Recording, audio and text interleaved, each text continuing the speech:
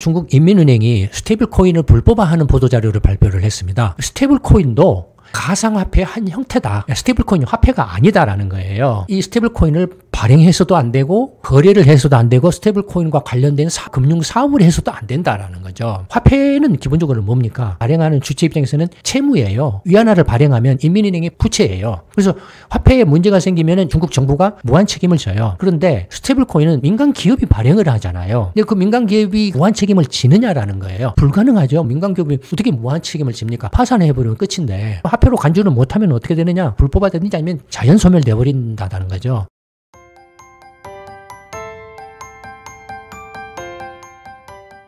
안녕하십니까. 김광수 경영연구소의 김광수 소장입니다.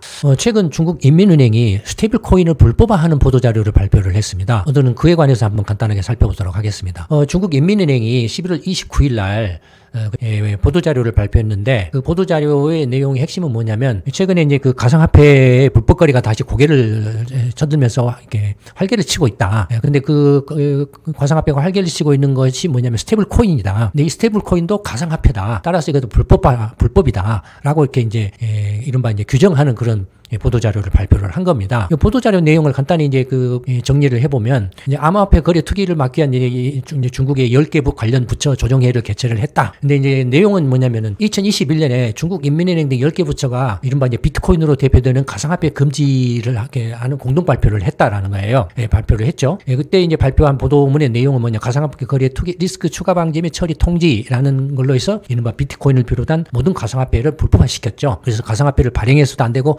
거래해서도 안 되고 가상화폐 관련한 금융 사업을 해서도 안 된다라는 식으로 이렇게 이제 규정을 했죠. 그래서 이제 이걸 이제 보도자를 발표하고 난 후에 단속을 통해서 최근까지 현저한 성과를 거뒀다. 그런데 이제 문제는 최근에 다시 가상화폐 투기 및 시세 조작 등 불법 범죄 활동이 고개를 쳐들면서 문제를 일으키고 있다. 그래서 새로운 도전에 직면하고 있다라고 이렇게 문제 제기를 한 겁니다. 근데 요 문제 제기는 이렇게 새로운 가상화폐가 이제 등장해서 이렇게 투기나 시세 조작을 일으키고 있다라는 것은 이른바 스테이블 코인을 지금 염두에 두고 이야기를 한 거죠. 뭐라고 말했냐면 인민이가 다시 한번 이제 이때 규정했던 내용을 강조를 하고 있어요. 뭐라고 했냐면 가상화폐는 법정화폐가 아니다. 법화가 아니다. 따라서 화폐로 유통이나 사용은 불가능하다. 안 된다. 금지다. 여전히. 그다음에 가상화폐 관련한 금융사업도 해서도 불법 금융활동에 해당되기 때문에 해서도 안 된다. 불법이다. 라고 이렇게 다시 강조를 했어요. 그리고 나서 이제 스테이블 코인에 대해서 규정을 했습니다. 뭐라고 했냐면 스테이블 코인도 가상화폐의 한 형태다. 스테이블코인이 화폐가 아니다라는 거예요. 그러니까 가상화폐의 한 형태다라는 거죠. 그러니까 스테이블코인도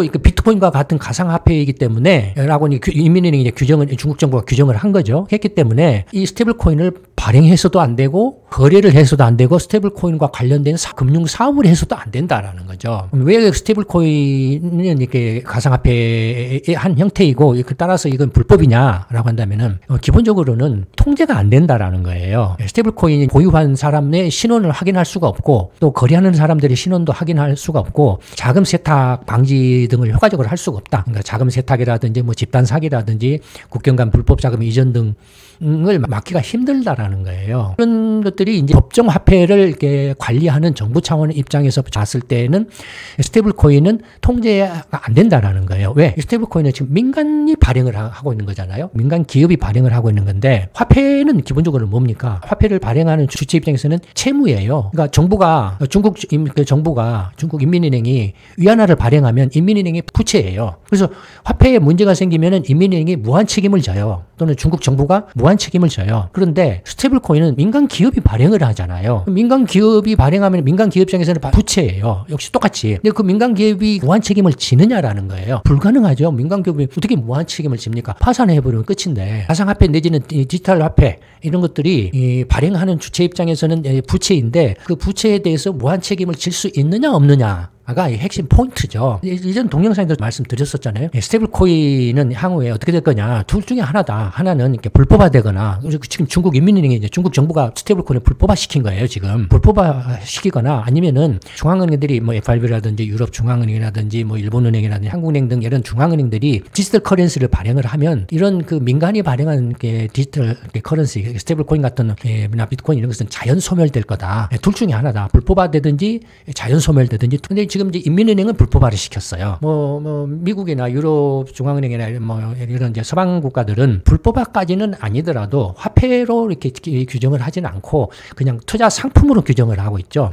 비트코인이라든지 스테이블코인도 투자 상품으로 규정을 하고 있죠. 화폐라고 이렇게 간주를 하지는 않고 있잖아요. 다만 이제 이 디지털 그 커런시가 디지털 코인이 결제 수단 면에서는 상당히 이제 효율성이나 어떤 기능성이나 이런 면에서 상당히 이렇게 기존의 이게 종이화폐에 비해서는 신용화폐인 종이화폐에 비해서는 뛰어나죠. 하지만 말씀드렸던 것처럼 이런 그 통제 불가능한 요소, 자금 세탁이라든지 사기라든지 국경 간 불법 자금 이전과 같은 통제 불가능한 요소, 그다음에 무엇보다도 무한 책임 여부 문제. 그런 문제 때문에 스테이블 코인과 같은 것들은 절대로 화폐로 취급할 수가 없다 이거예요. 정부 입장에서는 미국 정부가 됐든 연합이 됐든 일본 정부가 됐든 정부 입장에서는 이런 스테이블 코인과 같은 것을 절대로 화폐로 취급할 수 없다라는 거예요. 화폐로 간주를 못하면 어떻게 되느냐? 불법화되든지 아니면 이제 중앙은행들이 이렇게 디지털 커런시를 발행하면 경쟁력이 없잖아요. 중앙은행 디지털 커런시에 대해서 경쟁력이 없어져 버리니까 자연 소멸돼 버린다는 거죠. 그 둘 중에 하나라는 겁니다. 그래서 이제 중국 인민은행이 스테이블 코인을 공식적으로 불법화시켰다는 거예요. 이것이 이제 어떻게 또 영향을 미칠지는 두고 봐야 되겠죠. 위축될 가능성이 크죠. 왜냐면 세계 두 번째로 큰 경제 대국이 스테이블 코인을 불법화 시켜버렸으니 이게 그 여파가 이렇게 적지 않겠죠. 중국 인민은행이 보도자료에서는 중국 정부는 이렇게 가상화폐 금지 정책을 앞으로도 계속 강화를 하겠다. 그 불법 금융 활동을 지속적으로 단속을 하겠다. 이런 내용이 발표를 했습니다. 이제 다들 아시는 것처럼 비트코인 가격이 지금 이제 12만 달러 넘었다가 지금 8만 6천 달러 정도까지 폭락을 하고 있죠. 근데 보시면은 2020년에 팬데믹 때 $10,000 정도였던 것이 21년에 갑자기 6만 달러로 6배나 튀어버렸다가 다시 4만 달러 밑으로 폭락을 했다가 다시 한 7만 달러 가까이 튀었다가 다시 2023년에는 2만 달러로 또 폭락을 했다가 3분의 1물로 이렇게 폭락을 했다가 2024년 무렵에는 다시 이렇게 한 7만 달러 넘어서 이렇게 폭등을 했다가 다시 6만 원 떨어졌다가 10만 달러로 폭등했다가 8만 달러 떨어졌다가 12만 달러로 폭등했다가 8만 달러대로 다시 폭락하고 이게 어떻게 화폐가 될 수 있겠습니까? 화폐 역할을 할 수 있겠습니까? 이렇게 변동성이 극심한데 화폐는 가치의 안정성을 담보가 필요하잖아요.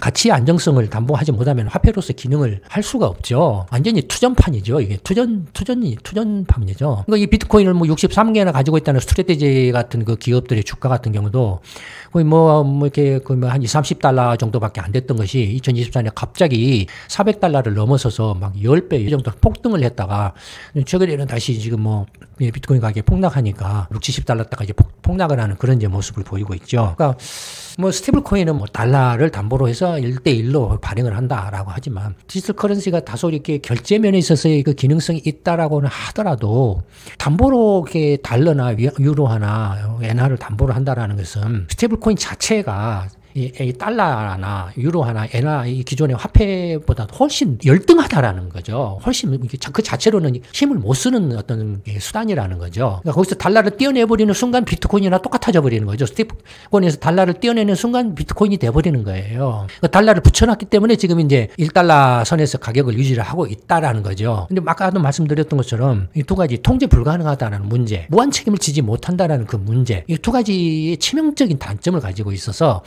이런 스테이블 코인도 이른바 화폐로 간주될 수가 없어요. 투자 상품일 뿐이죠. 오늘 하여튼 인민은행이 스테이블 코인을 가상화폐로 규정해서 불법화 시켰다라는 뉴스를 한번 간단하게 말씀을 드렸습니다. 오늘 말씀 이걸로 마치도록 하겠습니다. 감사합니다.